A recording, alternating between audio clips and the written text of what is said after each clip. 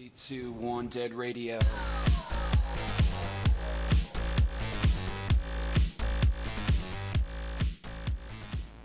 Hey guys, happy freaking Saturday. Sorry for getting this video out a lot later than I expected. I had some issues with my old mic, but I have a new one. I am actually very happy with this mic. I think you guys will like the sound quality a lot better anyway, so without further ado, let's get started. Battlefield 4. I guess let's start with the good stuff. A huge dynamic gameplay. Maps are just freaking insanely large, and there's so many of them. Battlefield 4 is one of the only like mainstream shooters that puts such a huge emphasis on doing whatever you want. Basically, you can blow up pretty much anything. You can just drive around, fly around in jets, and destroy everything. 64 players, huge maps. I mean, obviously Arma has a bigger world map, but you know, topic for a different day. A lot of vehicular combat in this game, a lot of emphasis on like boats and naval combat than in the previous titles. I mean, they even have a whole DLC dedicated to just boats and naval combat. Lots of guns in this game too, that's another thing. Guns, attachments, and even camos, there's just a lot of them. And they all, I'll get into more of that later. But it's class-based multiplayer that relies really heavily on teamwork. So you've got a lot of people that are like playing the medic who can, you know, revive people, heal people. You got the support guys going around giving people ammo, and it all kind of ties together pretty well. Not a lot of people really like the campaign because, you know, it's campaign in a modern military shooter. No one even plays those. But I thought it was interesting, and it was very thought-provoking. Asked a lot of deep questions. It just sucks that it was overshadowed by the amazing multiplayer. I mean, multiplayer is amazing. That's what everyone buys Battlefield for. But the campaign was actually really good. They had a system where there's multiple endings to the game, and depending on what ending you get a different weapon in multiplayer. So I guess that leads to replayability and, you know, the hardcore multiplayer people wanting to play single player. So I guess it's fine. Another really good thing about this game is it's freaking gorgeous. Oh my god, this game is freaking amazing. Playing it on PC on ultra settings 1080p, it literally will blow your mind. Another good thing is all the huge battles you get from the 64 player multiplayer. Sadly, I'd get into more of this later, but you only have this experience on PC, PS4, and Xbox One, but it still is amazing when you get to experience it. Another thing is this game gets a lot of dev support. There's many events, double XP, and other just special things that they give. They even had a whole player appreciation month in February where every day you logged in you got a new battle pack and a lot of different guns and attachments. It's pretty cool. Another thing I would say is premium is worth it. New guns, vehicles, maps, camos, weekly events, knives, battle packs. So many reasons just to own premium. It's insane. Even if you don't really care about the map packs, you can care about the weekly events, all the double XP, and all the cool things that they give you just for having premium. And now we get into some of the bad points of the game. Frostbite 3 in general is ambitious and really cool. However, it created way more problems than it solved. Examples, the netcode.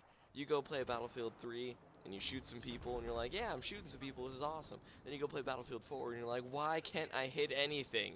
The netcode is just terrible. You'll get shot behind walls. You'll get hit with one bullet and just die. So many issues that they're still trying to solve, and that leads to my next point. The game was heavily rushed by EA, and as a result the game has suffered from so many game-crippling issues that even 5, almost 6 months in, we still haven't had these issues resolved. It's insane when you actually stop and examine it from a perspective. It's mind-blowing. Another huge issue, and this is like big. Nade spam. People can just get a class, have 3 grenades, and just throw them all in a hallway and get like 18 kills.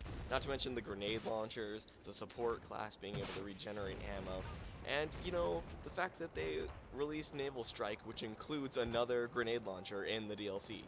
Why? We're trying to work against nade spam, not create a grenade launcher that has 6 rounds in it. I mean, I don't understand. The people over there developing these things must be like, oh hey, they hate this?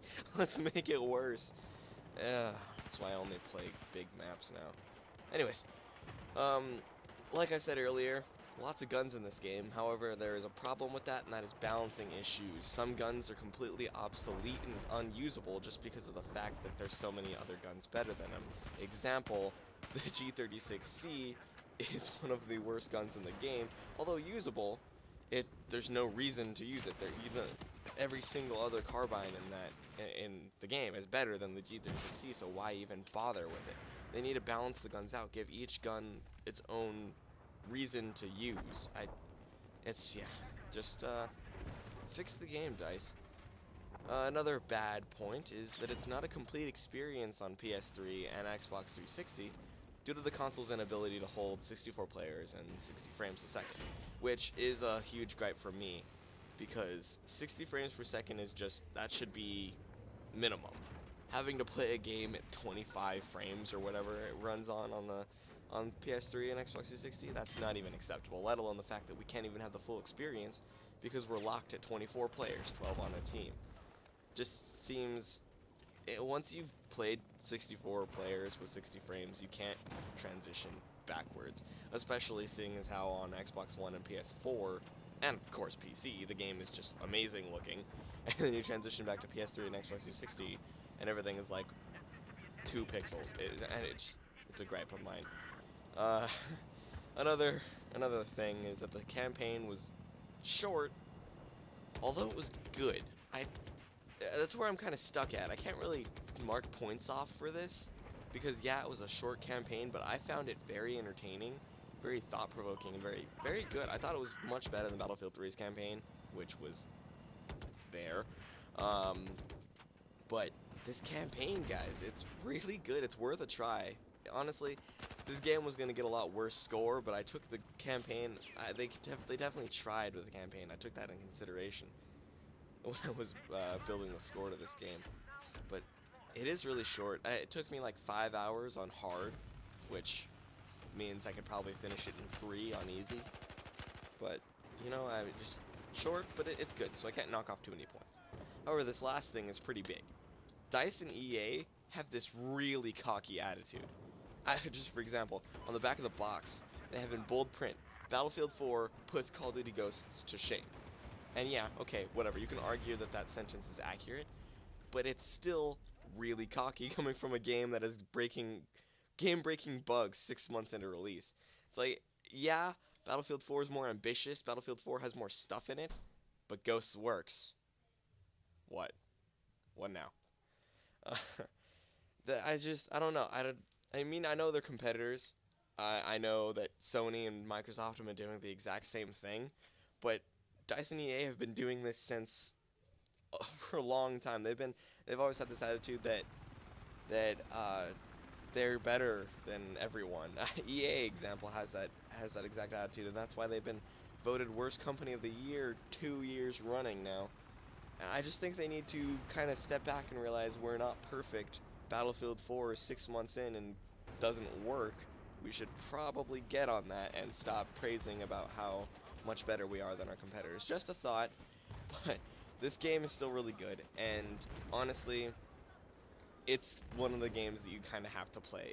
It's so good, and it sucks that I have to give it a lower score than I want to. Honestly, if the game worked, it'd probably get a 9, pushing it, maybe even a 10. But the game does not work. As 6 months in, guys, the game needs to be working by now. So I have to give it an 8, guys. Not a bad score. Better get higher score than I gave Ghosts, but still, the game had so much potential, and I can't wait to see what else comes out of DICE, and hopefully when this game gets fixed. I wanted to wait, honestly. When I was doing the review, I wanted to wait. I wanted to wait and see if they could fix the game, but 6 months in and nothing's happened, so not really holding my breath at this point.